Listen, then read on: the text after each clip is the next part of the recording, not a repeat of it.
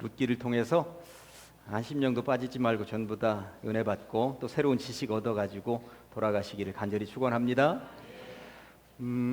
오늘 찬양단 보니까 저는 우리 수요 찬양단이 우리 교회 찬양단 하는데 최고 잘하는 줄 알고 있어요, 평소에. 그런데 김현웅 집사님 올라오시니까 더 좋아져서 이런 경우를 진짜 어려운 사자성어로 금상첨화라고 하는 것 같습니다. 어쩜 그렇게 좋은지 모르겠습니다. 이기한 집사님 남자분 한 분 올라올 때도 그렇게 좋더니 또 이렇게 김현웅 집사님 평소 목소리 좋다 소문나 있었는데 오니까 그렇게 더 좋고 힘이 나고 그렇습니다. 모두에게 박수 한번 해주세요. 예, 감사합니다. 우리 교회에 숨죽여 있었던 일꾼들이 자꾸 전면에 이렇게 나서고 있는 모습들, 지난주에 보니까 호산나 찬양대에도 새로운 얼굴들이 많이 포진하고 있는데 얼마나 보기가 좋은지 모르겠습니다. 한 걸음씩 주님께로, 한 걸음씩 봉사의 자리로 이렇게 나오는 교회는 참 복된 교회이고 행복한 교회라고 저는 믿습니다. 오늘 룻기 보게 될 텐데요, 처음 앞부분에 오늘 본문 읽으셨습니다만 거룩한 땅을 떠나는 사람들 오늘 나와 있어요. 때는 사사들이 치리하던 때라고 나와 있으니까 요 얘기는 사사기 중간 어디에 포진하고 있으면 딱 맞는 이야기입니다만, 사사기 이야기는 사사를 중심으로 한 이야기만 전개하다 보니까 요 이야기를 거기다 집어넣기는 생뚱맞으니까 따로 별개로 이렇게 하나 한 꼭지 만들어 놓았습니다. 그리고 장소는 유대 땅 베들레헴이라고 나와 있습니다. 유대 땅 베들레헴에 주인공들이 살고 있었고 그 거룩한 땅을 떠났다고 나와 있는 것이죠. 베들레헴 하면 누가 태어난 곳입니까? 예수님이죠. 또 예수님이 태어나기 전에 다윗도 베들레헴 태생입니다. 그러니까 다윗의 고향, 예수님의 고향이 베들레헴이었다고 하는 거 상식적으로 알고 계시면 좋겠습니다. 아, 그러고 보니까 다윗하고 뭔가 연관시키려고 요 얘기가 이렇게 베들레헴에서 풀어가는가 보다, 이런 생각을 머릿속에다 잠깐 담고 들어보시면 더 의미가 있을 거라고 생각을 합니다. 거기 등장인물들을 제가 표로 이렇게 만들어 놓았어요. 가계도처럼. 엘리멜렉과 나오미가 이제 부부였던 것이죠. 그러다가 이들이 고향 땅 베들레헴을 떠나서 이방 땅 모압 지역으로 갔는데 큰아들이 말론이고 둘째 아들이 기럯입니다. 모압 지방에 갔다가 큰아들은 오르바하고 결혼했고 둘째 아들 기럯은 룻하고 결혼을 하게 되었던 것이죠. 나중에 엘리멜렉도 죽고 두 아들도 10년 만에 죽어 나가게 되었고 여인들 셋만 남았는데 나중에 이 룻이 보아스라고 하는 남자하고 결혼하게 되었다 해서 그렇게 연결을 좀 시켜보았습니다. 그 이야기야. 전체적인 틀이 요 이제 가계도를 통해서 나타나게 된다는 거 참고해서 보시면 됩니다. 그래서 상황을 좀 살펴보면 흉년이 들었습니다. 흉년이.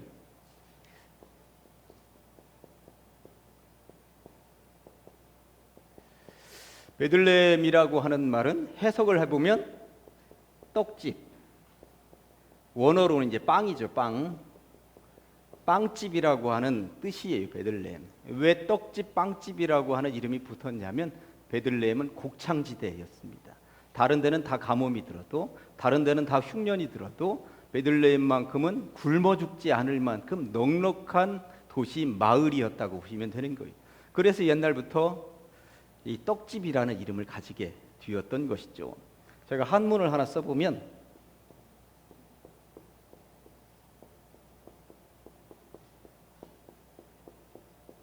뭐예요?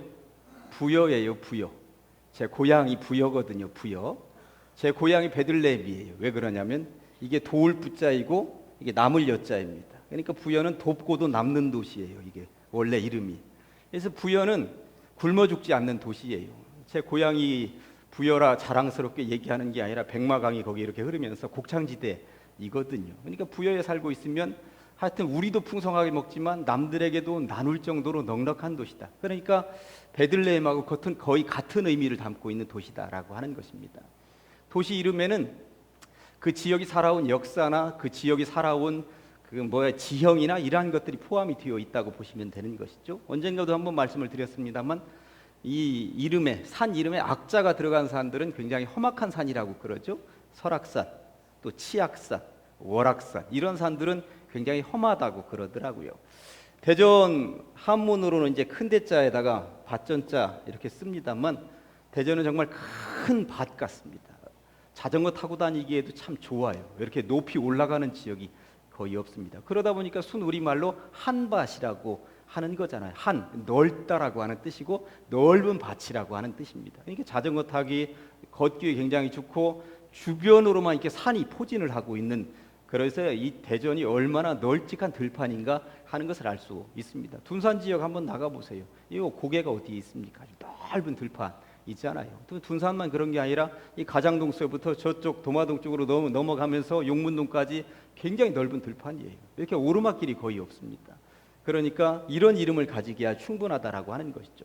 강릉이라고, 강릉 쪽에 갔는데 그 도시 이름을 한밭이라고 그러면 어설픈 거죠. 안 어울리는 거예요. 대전이니까 이 이름이 어울리는 것이죠. 그러니까 그 이름이 어울리는 곳이 있다라고 하는 것을 여러분들 보시면 되는 것입니다. 우리 가장동은 어떨까요? 우리 안두섭 장로님이 가장동 이야기 지나가시면서 가끔 하거든요. 죄송합니다. 제가 한문으로 한번 써보겠습니다. 사람인자에 흑토자 2개 쓰고요. 이게 이제 가장동의 가장입니다. 가장. 가짜는 이게 아름다울 가짜예요. 가장동의 가짜가 아름다울 가짜. 참 좋죠? 이것은 문서장자, 편지 이런 소리. 그러면 가장동은 아름다운 편지다, 아름다운 문서다. 얼마나 의미 있습니까? 여기 있는 사람들이 다 아름다운 편지가 되어야 된다라고 하는 거예요. 이 가장동에 가장제일교회에 있다고 하는 것이 얼마나 의미 있습니까?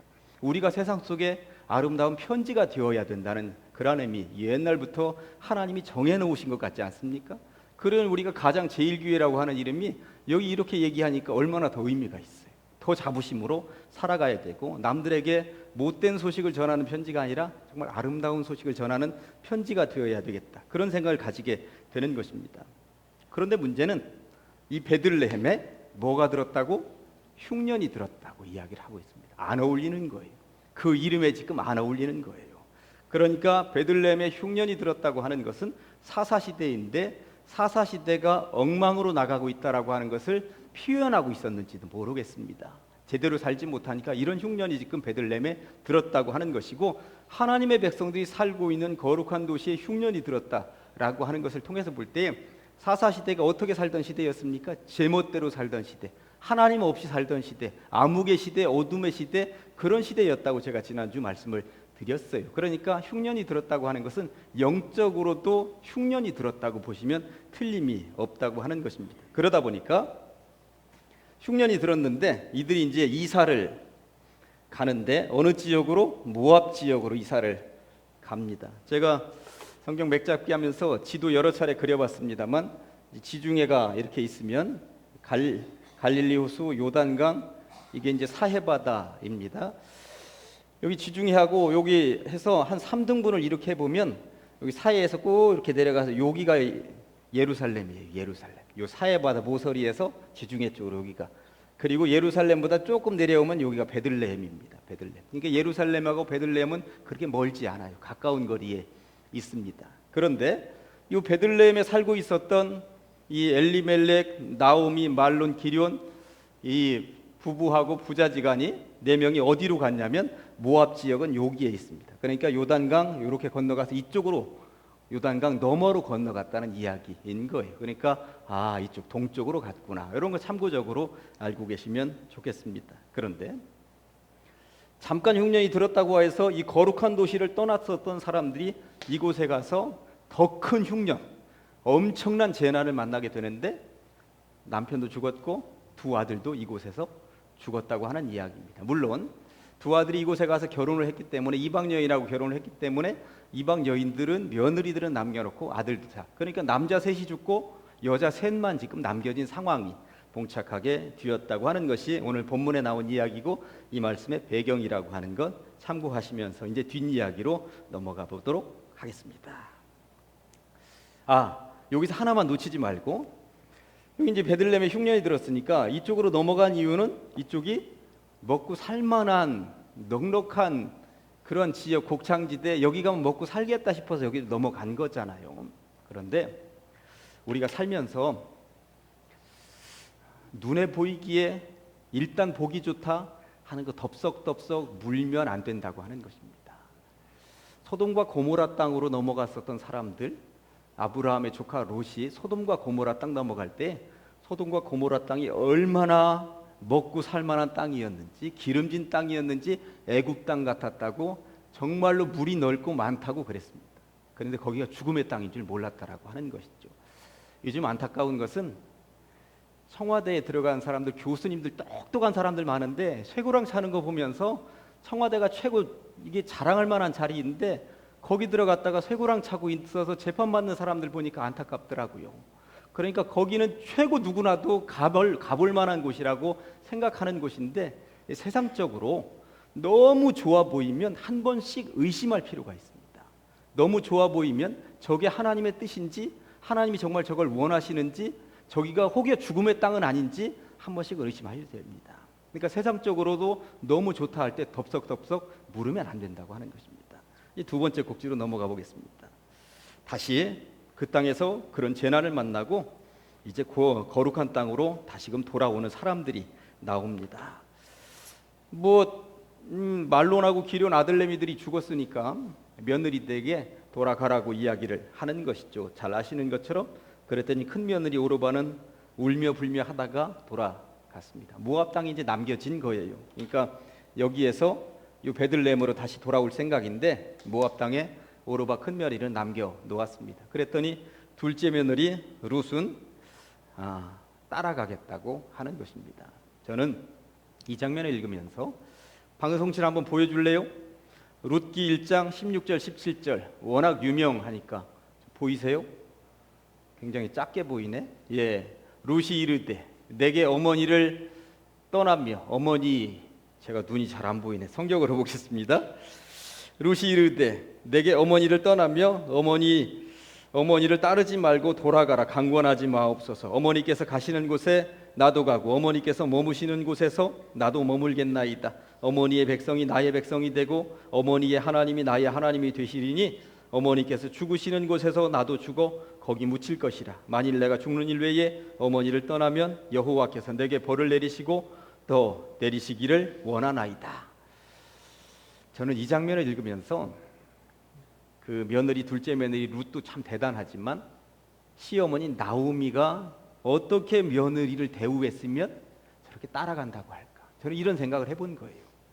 데리고 있는 동안에 10년 데리고 있었거든요. 10년 데리고 있는 동안에 이 시어머니로서 또 신앙을 가지고 있는 시어머니로서 어떻게 했으면 따라가겠습니다. 어머니 하나님 나도 믿겠습니다. 그랬을까 하는 생각을 해보는 거예요.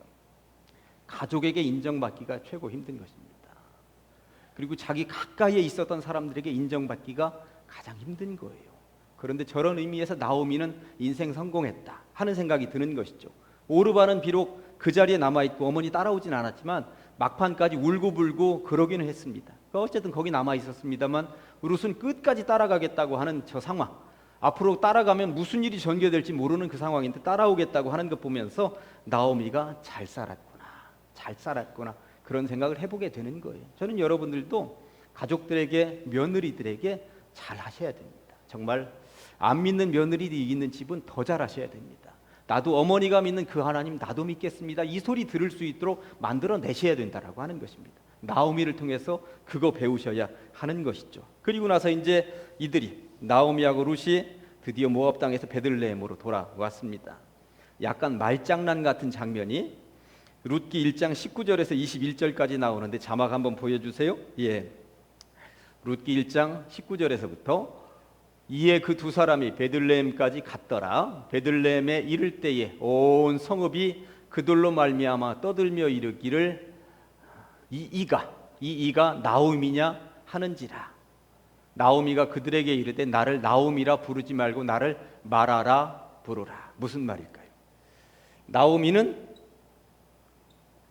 희락 그리고 기쁨이라는 뜻이에요. 그러니까 나오미가 10년 만에 돌아오니까 온 동네 사람들이 마을에 나와서 뭐라고 해? 우리 기쁨이 왔네. 전부 다 기쁨이 와. 아우 기쁨이가 왔어. 기쁨이가 이렇게 살아있어. 이러고 있었던 거예요. 나오미 왔네 이 말이. 그런데 자기 인생 10년을 돌아보니까 희락이라고 기쁨이라고 지금 누구한테 얘기할 수 있는 상황이 아닌 거예요. 나한테 나오미 기쁨이라고 부르지 말라. 뭐라고 부르라? 마라라고 부르라. 마라는 무슨 뜻일까요? 괴로움이라고 하는 뜻이에요. 나한테 기쁨이라고 부르지 마라. 나한테는 괴로움이라고 불러라. 나는 괴로운 인생을 살았다. 그렇게 얘기를 하고 있다라고 하는 것입니다. 어쨌든 거룩한 땅으로 돌아왔습니다. 다시금 고향으로 돌아왔고 하나님 품으로 돌아왔습니다. 이들에게 어떤 인생 이야기가 전개가 될까요? 그 이야기를 이제 잠깐 해보도록 하겠습니다. 큰 3번에 룻기를 통해서 배우는 이스라엘의 전통 몇 가지가 나와 있는데, 이 룻기서를 읽으려면 이런 내용들, 이스라엘의 전통적으로 내려왔었던 그러한 법에 대한 몇 가지를 살펴볼 필요가 있습니다. 그래야 룻기를 쉽게 읽어 내려갈 수가 있죠. 첫째는 추수법입니다. 추수법은 워낙 잘 알려져 있습니다만, 이 나오미하고 룻이 고향으로 돌아왔는데 뭐가 있어야죠? 아무것도 없습니다. 아무것도 없습니다. 망해서 떠난 거예요. 흉년 들었을 때. 그러다 보니까 2장 2절에 어떻게 먹고 사는가? 2장 2절, 모압 여인 룻이 나오미에게 이르되 원하건대 내가 밭으로 가서 내가 누구에게 은혜를 입으면 그를 따라서 이삭을 줍겠나이다 하니, 나오미가 그에게 이르되 내 따라 갈지어다. 이삭 줍기 하러 가겠다는 거예요.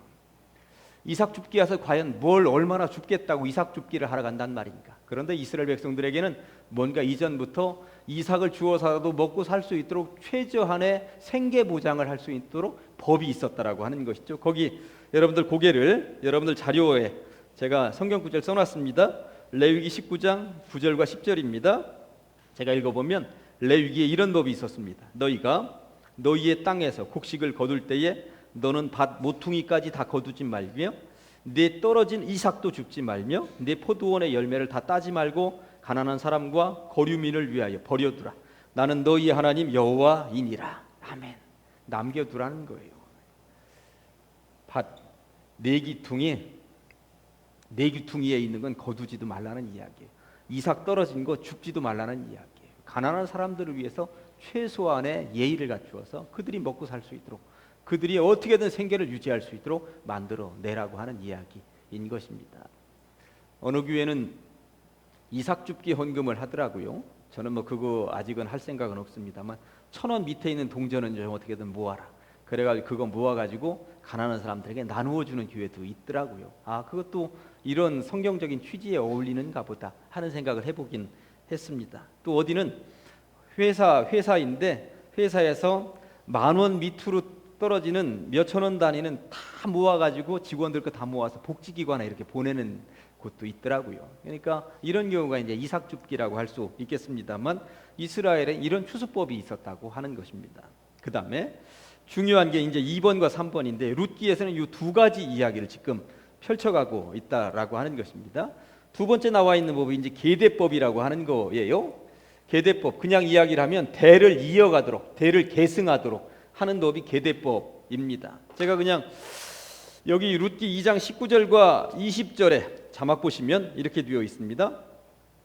시어머니가 그에게 이르되 오늘 어디서 이삭을 주었느냐? 어디서 일을 하였느냐? 너를 돌본 자에게 복이 있기를 원하노라 하니, 룻이 누구에게서 일했는지를 시어머니에게 알게 하여 이르되 오늘 일하게 한 사람의 이름은 보아스니이다 하는지라. 나오미가 자기 며느리에게 이르되 그가 여호와로부터 복받기를 원하노라. 그가 살아있는 자와 죽은 자에게 은혜 베풀기를 그치지 아니하도다 하고, 나오미가 또 그에게 이르되 그 사람은 우리와 가까우니 우리 기업을 물을 자 중에 하나이니라.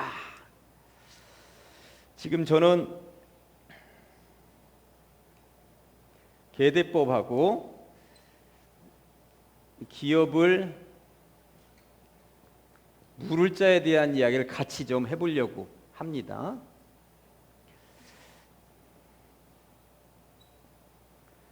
창세기 38장에 보면 야곱의 넷째 아들 유다 이야기가 나오는데, 야곱이 결혼해서 아들 셋을 낳았어요.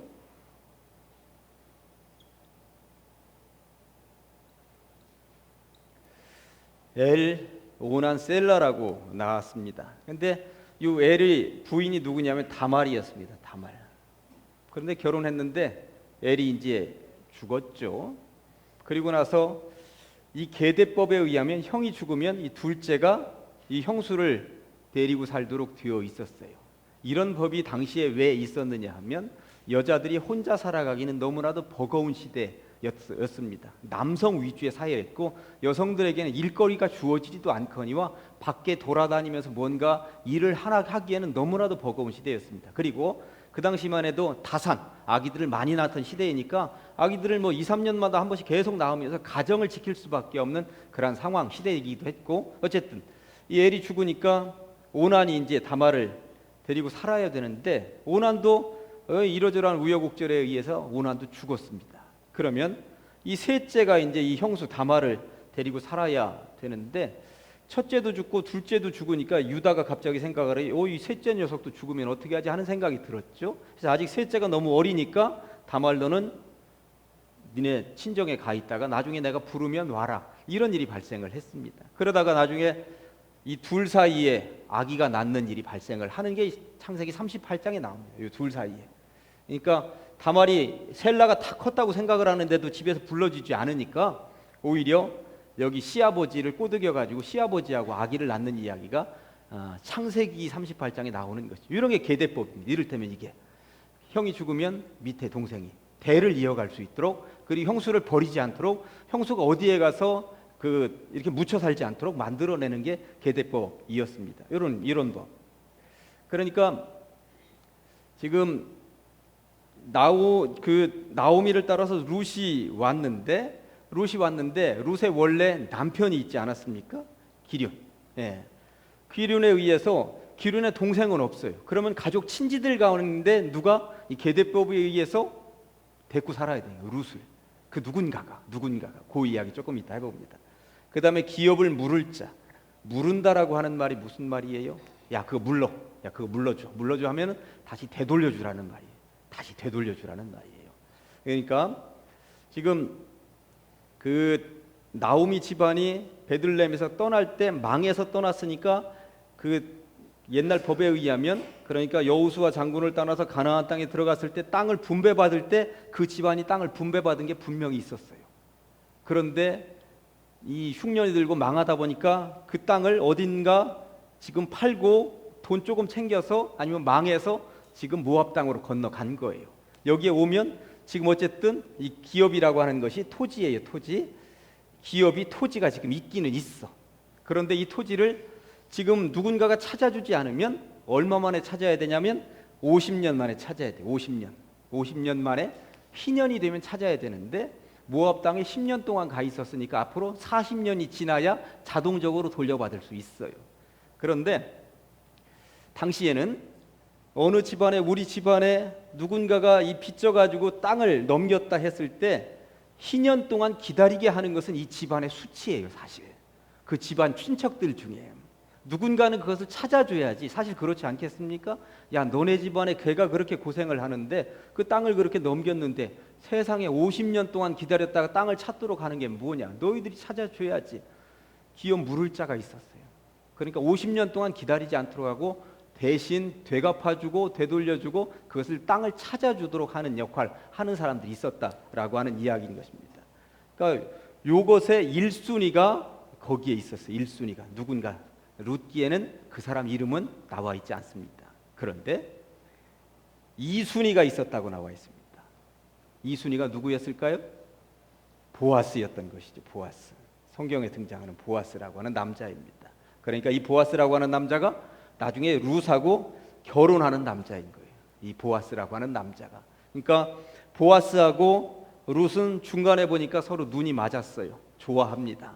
좋아하는 관계가 나와요. 룻기를 읽어보면. 그런데 이 보아스가 덥석 룻에게 나랑 함께 삽시다 이야기를 못하는 이유는 1순위가 있었어요. 1순위가 이 법에 의하면 룻을 데리고 살 수 있는 사람, 그리고 그 땅을 대신 돈 내주고 땅을 되찾아줄 수 있는 사람, 그러면서 땅도 되찾아주고 결혼도 하면서 살 수 있는 1순위가 있었어요. 1순위가. 그 이야기를 여러분들, 제가 여기 자료에는 안 나왔습니다만 룻기 4장 4절부터 6절까지 제가 직접 여러분들 찾아보세요. 룻기 4장 4절부터 6절입니다.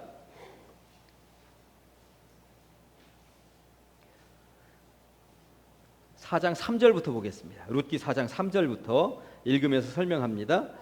보아스가, 그러니까 룻하고 눈이 맞아서 룻을 좀 자기가 데리고 살면 좋겠는 보아스가 그 기업 물을 자에게 이르되, 그러니까 1순위에게 이르되, 모압 지방에서 돌아온 나오미가 우리 형제 엘리멜렉의 소유지를 팔려 함으로 내가 여기 앉은 이들과 내 백성의 장로들 앞에서 그것을 사라고 내게 말하여 알게 하려 하였노라. 만일 내가 물으려면 물으려니와 만일 내가 물으지 아니하려거든 내게 고하여 알게 하라. 네 다음은 나요 그 외에는 물을 자가 없느니라 하니 그가 이르되 내가 물으리라. 대신 찾아주겠다 하는지라. 보아스가 이르되 네가 나오미의 손에서 그 밭을 사는 날에 곧 죽은 자의 아내 모압 여인 루색에서 사서 그 죽은 자의 기업을 그의 이름으로 세워야 할지니라 하니 룻도 데리고 살아야 한다. 이 말을 하니 4절에 6절에 그 기업 물을 자가 이르되 나는 내 기업에 손해가 있을까 하여 나를 위하여 물으지 못하노니 내가 물을 것을 네가 물으라. 나는 물으지 아니하겠노라. 내가 일순위 그 자격 내놓겠다. 그러니 보아스 네가 기업도 물으고 룻도 데리고 살아라. 그런 이야기 하는 것입니다. 그래서 보아스하고 룻이 결혼하게 되었다는 이야기가 룻기의 전체적인 이야기입니다. 그런데 기업 물은 이야기만 하고 계대법에 대한 이야기만 하고 마는 게 아니에요. 이 두 법을 이해해야만 룻기를 읽어나갈 수가 있다는 상식적인 이야기하면서 결국 룻기를 통해서 하고 싶은 이야기는 뭐냐면 룻기 4장 지금 펼쳤으니까 17절로 넘어갑니다. 룻기 4장 17절입니다. 그의 이웃 여인들이 그에게 이름을 지어주되 나오미에게 아들이 태어났다 하여 그의 이름을 오벳이라 하였는데 그는 다윗의 아버지인 이새의 아버지였더라. 베레스의 계보는 이러하니라. 베레스는 헤스론을 낳고 헤스론은 람을 낳고 람은 암미나답을 낳고 암미나답은 나손을 낳고 나손은 살몬을 낳고 살몬은 보아스를 낳았는데 보아스는 룻을 만나가지고 오벳을 낳고 오벳은 이새를 낳고 이새는 다윗을 낳았더라. 이렇게 얘기하고 있습니다. 그러니까 룻기가 쓰여진 배경은 왕이 없고 지도자도 없고 혼탁하고 어두운 시대, 영적인 흉년이 들었던 시대에 다윗 왕과 같은 영적인 지도자, 위대한 왕을 기대하면서 이 다윗 왕이 오기까지 이런 과정이 있었습니다라고 하는 것을 이스라엘 백성들에게 신앙의 선진들에게 후진들에게 알려주고 싶은 그러한 이야기가 있었다라고 하는 것입니다. 다윗 왕이 탄생하게 된 배경, 이런 영적인 어두움의 시대에 다윗 왕이 이런 배경으로 오게 되었습니다 하는 것입니다. 그런데 신약 성경에도 이 룻이나 보아스의 이야기가 등장한다라고 하는 것입니다. 마태복음 1장 5절과 6절은 자막에 나옵니다. 살몬은 라합에게서 보아스를 낳고 보아스는 룻에게서 오벳을 낳고 오벳은 이새를 낳고 이새는 다윗 왕을 낳으니라. 이렇게 되어 있습니다. 그러니까 이게 예수님의 족보잖아요. 마태복음 1장에는 결국 예수님의 조상이 되었다라고 하는 거예요. 이방 여인이. 이런 과정은 어머니 잘 섬기고 어머니가 섬겼던 그 신앙 이어받고 끝까지 어머니께 순종하고 그렇게 오더니 결국 다윗 왕의 조상 예수님의 조상이 되었다는 이야기로 이렇게 쭉 이어진다는 이야기입니다. 이방 여인이었습니다. 죽을 수밖에 없었습니다. 어둠의 자식으로 살다가 그냥 멸망할 수밖에 없었던 자식이었다고 하는 것입니다.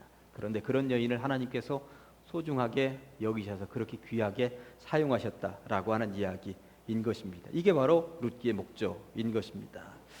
이렇게 마무리 이제 룻기는 하면서 오늘의 말씀을 룻이 고백한 내용을 가지고 룻기 마무리를 해보도록 합니다. 여러분들 자료에 나와 있죠? 같이 한번 읽어보도록 하겠습니다. 시작. 룻이 이르되 내게 어머니를 떠나며 어머니를 따르지 말고 돌아가라. 강권하지 마옵소서. 어머니께서 가시는 곳에 나도 가고 어머니께서 머무시는 곳에서 나도 머물겠나이다. 어머니의 백성이 나의 백성이 되고 어머니의 하나님이 나의 하나님이 되시리니 어머니께서 죽으시는 곳에서 나도 죽어 거기 묻힐 것이라. 만일 내가 죽는 일 외에 어머니를 떠나면 여호와께서 내게 벌을 내리시고 더 내리시기를 원하나이다. 아멘. 시어머니도 잘했고 며느리도 잘했습니다. 하여튼 그런 가정들을 다 이루어 가시면 좋겠습니다. 그리고 어둠의 자식들 이런 것 같았지만 하나님께서 룻을 소중하게 사용하셨던 것처럼 여러분들도 하나님께서 소중하게 사용하실 의향이 있다는 것 기억하시면서 사용하시옵소서. 제가 여기 있나이다. 제가 지난주 목사 사용 설명서 가지고 설명을 드렸던 것처럼 저를 쓰시옵소서 하고 주님께 모든 것을 드릴 수 있는, 맡길 수 있는 그런 삶이 되셨으면 좋겠습니다. 기도하겠습니다.